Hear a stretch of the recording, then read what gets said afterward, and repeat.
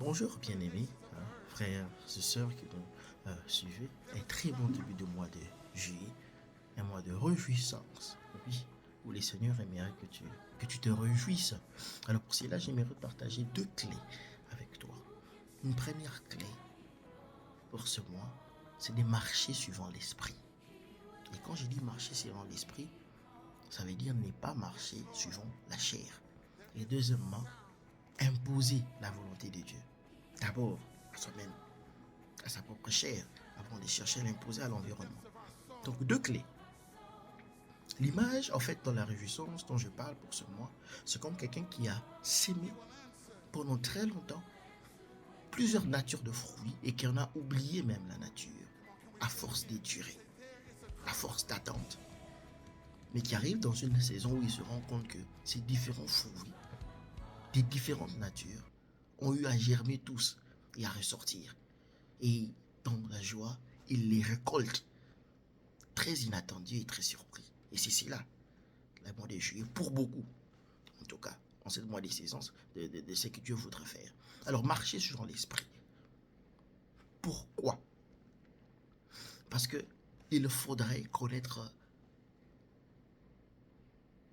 ce que Dieu est en train de faire, être en contact avec lui. Parce que la personne, en fait, qui te fait récolter ces choses, la personne qui les a fait germer, la personne qui connaît la localisation de ces choses, de ces fruits, c'est bien le Seigneur. Et c'est par son esprit qu'il t'oriente, c'est par ton esprit qu'il te fait marcher. Alors, marcher suivant l'esprit, qui est contraire à marcher suivant la chair. Marcher suivant l'esprit, ça veut dire en suivant les Saint-Esprit, ses instructions. Contraire à la chair, j'aimerais bien faire allusion à cela. Parce que qui dit chair, ce n'est pas la viande qu'il y a sur notre corps, mais c'est la nature rebelle qui a en nous, centrée sur nous-mêmes, celle-là même qui a poussé Christ à mourir. Quand nous voyons Isaïe 53, tout le monde a choisi son propre chemin.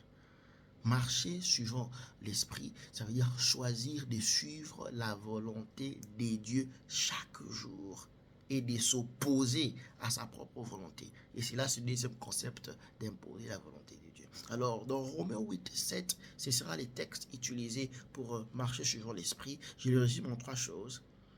Chercher la volonté de Dieu, décider d'appliquer la volonté de Dieu chaque jour et demander de l'aide au Saint-Esprit pour comment l'appliquer. Et c'est ça que je résume par marcher suivant le Saint-Esprit. Pour toute personne qui a une intimité avec Dieu, le matin, pose-toi la question, Seigneur, qu'est-ce que tu veux faire aujourd'hui? Qu'est-ce que tu veux que je fasse aujourd'hui? Où voudrais-tu que j'aille aujourd'hui? Bien sûr, tu as ton travail, tu as tes habitudes, des choses que tu fais de manière habituelle, mais demande à Dieu dans tout cela, sa place et ses intentions, quelles sont-elles? Et une fois que tu captes ce qu'il voudrait, tu demandes, tu dis à Dieu, j'aimerais t'aider à accomplir cette volonté. Parce que Dieu a une volonté. Ah oui, voilà pourquoi on la demande, on ne la devine pas. Et aussi, aide-moi à le faire, la grâce pour l'accomplir. Parce que tu ne peux pas aider Dieu par tes efforts, les standards est trop élevé. C'est très important, marche suivant l'esprit. Pour que tu ne puisses pas, parce que si tu ne demandes pas, tu feras ce que tu veux. Tu choisiras, tu planifieras. C'est la nature humaine d'accomplir ce que l'on veut. Alors pour que tu ne tombes pas dans cela, tu devras demander au Saint-Esprit c'est quoi ce que Dieu veut pour distinguer sa volonté de ta volonté. Et imposer sa volonté, c'est la deuxième clé, Romains 8, 10. Comment tu le fais? C'est en faisant mourir. Une fois que tu as demandé à Dieu c'est quoi sa volonté, demande à Dieu de tuer tes désirs à toi, ces choses qui t'empêchent de faire sa volonté. Un simple exemple, Dieu te dit que oui, il te faudrait prier. Je veux que tu puisses prier la journée à 15 heures. Alors ce qu'il faudra faire, c'est que les programmes que tu avais prévus à 15 heures, qui n'étaient pas des prières, doivent disparaître. Tu vas dire, Seigneur, tu ces programmes, écarte-le. Ces programmes que j'avais pris, Seigneur, écarte-le. C'est ça. Autrement dit, par rapport à toi, c'est que tu dois demander au Seigneur de tuer en toi les désirs d'accomplir ce qui est contraire à sa volonté. Vraiment, tu dois demander au Seigneur de les tuer.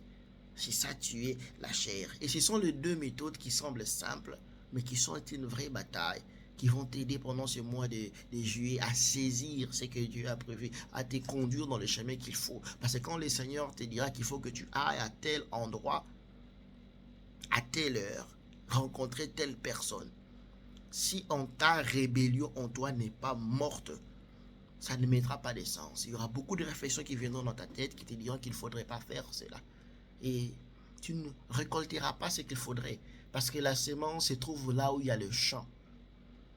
Et les champs, c'est le Seigneur qui sait où il devra t'emmener. Il sait quelle est la nature de la chose qu'il faudra, quel panier il faudra apporter, avec qui il faudra être accompagné.